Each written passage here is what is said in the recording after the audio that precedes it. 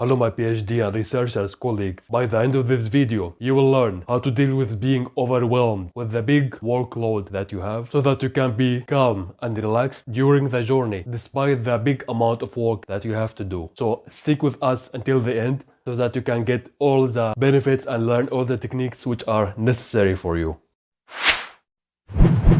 This video comes from my real experience when I get burned out recently during my PhD.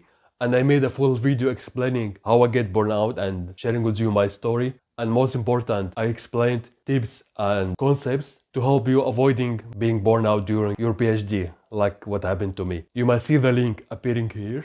And I will also put the link for you in the description box below. 3 basic techniques and strategies that you need to learn and apply in your PhD to deal with being overwhelmed. Let's go.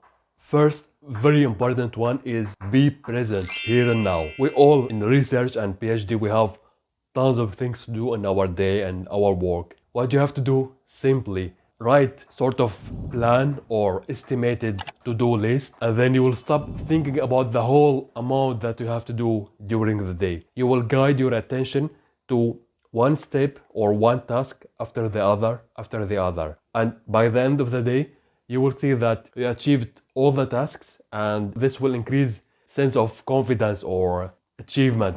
So never ever think about the whole amount of work that you need to do. And let's say you are doing the first task, and then your nagging mind will start reminding you of how much things you still have to do. Simply you can ignore that and tell that to yourself, it's okay.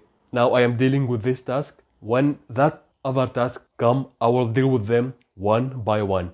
I will deal with it when its time comes. Because if you're thinking about the whole task and things you need to do, your mind will get you in the stress mode in order to protect you, because it will feel that you are losing control of what's happening in your life or during your day. Second concept is be physically active, and especially during when you feel that pressure or overwhelming situation. Now think about that. Whenever you are feeling low emotions and your energy is low, you are thinking about how much pressure you have. You will be sitting and it sort of shrink energy. Even your body language will be like this. But when you are physically active, this type of energy is like open energy. Your body language will be different. Your brain won't secrete cortisol anymore. It will secrete serotonin, endorphin. You are running or you are in the gym or whatever physical activity. And also this will help your mind shift the attention from thinking about the problem and thinking about the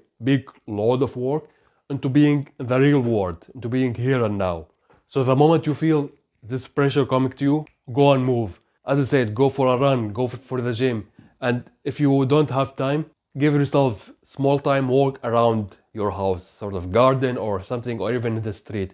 But don't stay at your place without doing any physical activity. This will help change your mood and change your attention and stop thinking about the problem. Third tip and concept, which is essential and very important, find the gift in the situation. Look, since this experience appeared in your life, this means there is something you need to learn. There is something you need to do to move you to the next step in your evolution. Realize that all big achievers, all successful people has experienced similar situations that you are right now of this pressure or overwhelmed.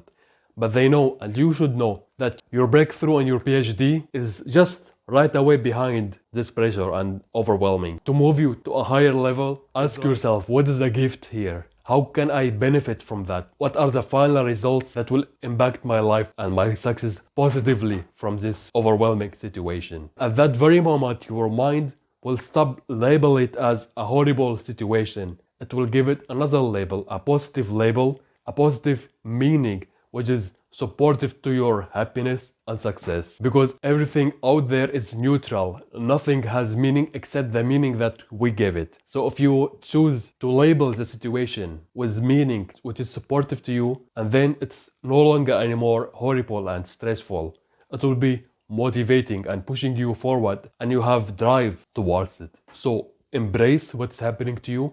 Let go of the victim way of thinking, oh, I'm so stressed, oh, I feel pity about myself, I should not be here, this should not happen to me. embrace what happened, accept the challenge with the spirit of the warrior, and then you will see everything around you start to change and shape itself according to your thoughts that you introduce to yourself. And I have an extra tip that I want to add to this 3 tips, which is start your day right. Why is that is so important? Because the way that you start your day will determine your mood and your productivity throughout the whole day. The way you start your morning will dictate the quality of your life. Now, how many of you, if you wake up stressed, and especially if you hit the snooze button several times, then you will see you are rushing everything during your day. Your mood is low, your productivity is low, you don't have a mental clarity to your work. And for that important reason, I have made a full list on how to start your morning in a way that will be helpful for you to have high mood, high energy, and higher productivity throughout this day. I believe it's very important for PhD students and researchers. You might see the link for this list appear here, and I will also put the link for you in the description box below.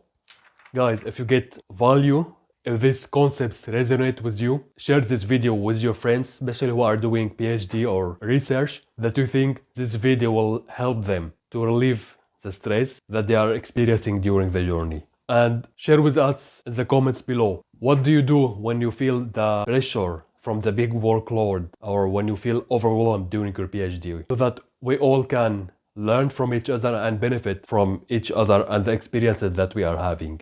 And now you can see the list of videos that I made on how to handle stress appearing on the screen, and also the video that I made on how to avoid burnout during PhD. You can click on them, watch and enjoy, and I see you there.